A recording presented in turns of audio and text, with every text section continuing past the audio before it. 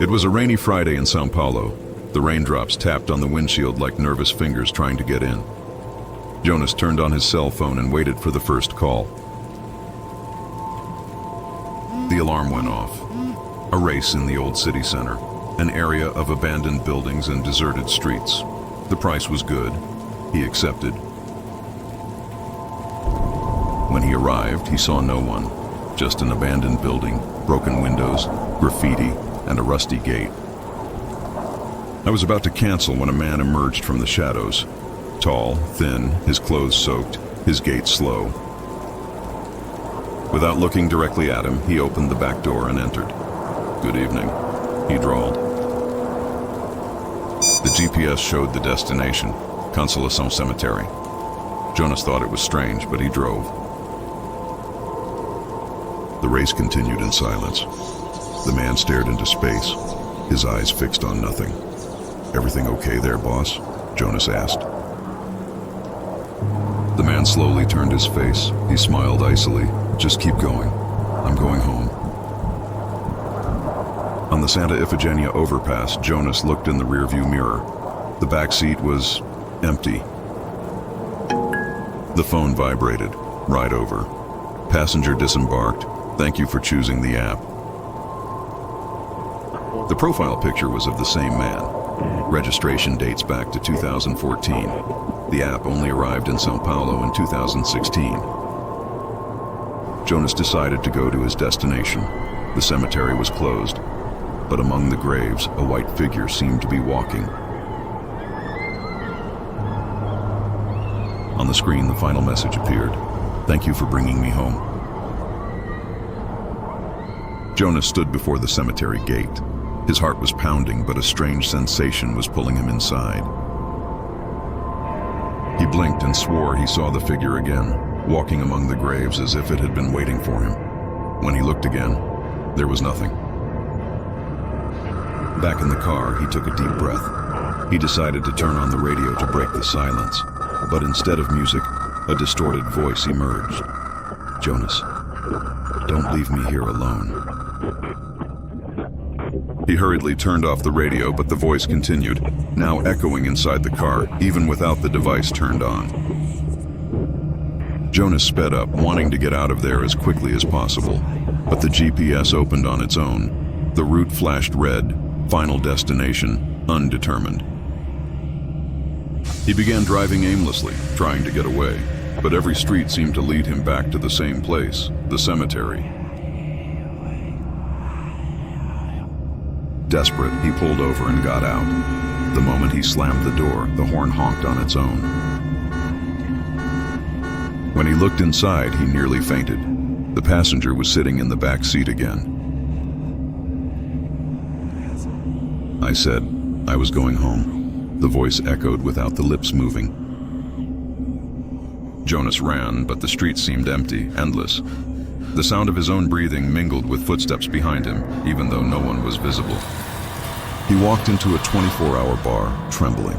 The bartender looked at him in confusion. "Are you okay, sir? You look like you saw a ghost."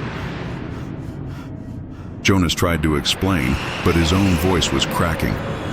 He looked at the glass in the door. His reflection wasn't alone. Behind him, the man was smiling. The glass in the door cracked right where the reflection smiled. Jonas took a step back, his heart pounding. When he blinked, the reflection was gone, but the entire bar was different. The lights flickered, and the attendant was no longer there. The voices, the sounds, everything disappeared. He was alone. "Hello!" Jonas shouted. His own voice echoed as if from inside a tunnel. He hurried out, but when he opened the door, he realized something impossible. Outside, there was no longer a city, only a dark road surrounded by dense fog. In the middle of the road, standing in the rain, was the same man, his back turned. Jonas hesitated. That cold returned. Still, he walked toward him. "Who are you?" he shouted. The man turned slowly, his pale face illuminated by the lightning. "You brought me this far. Now it's your turn." Jonas stumbled back.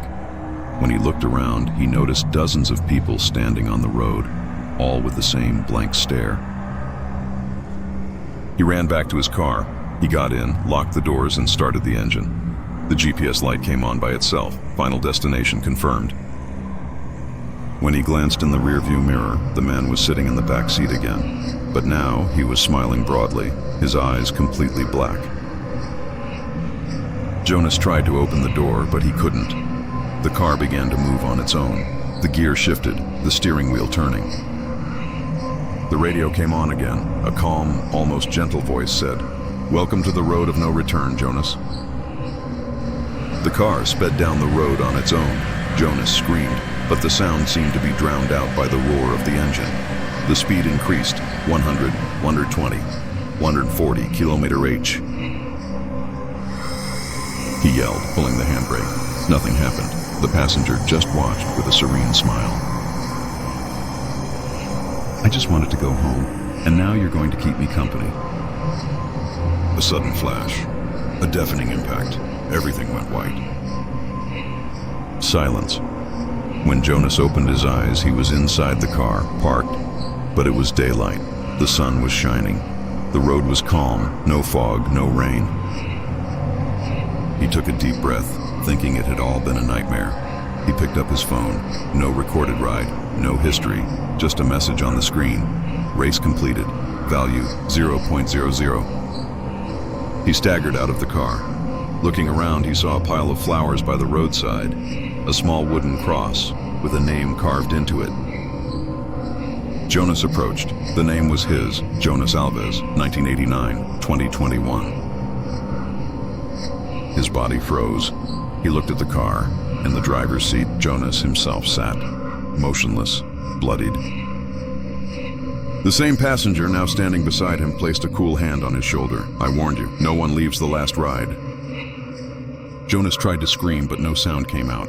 His body began to fade, dissolving like mist. The last thing he saw was the car being towed away by a tow truck with his own body inside, and sitting in the back seat, the passenger, smiling.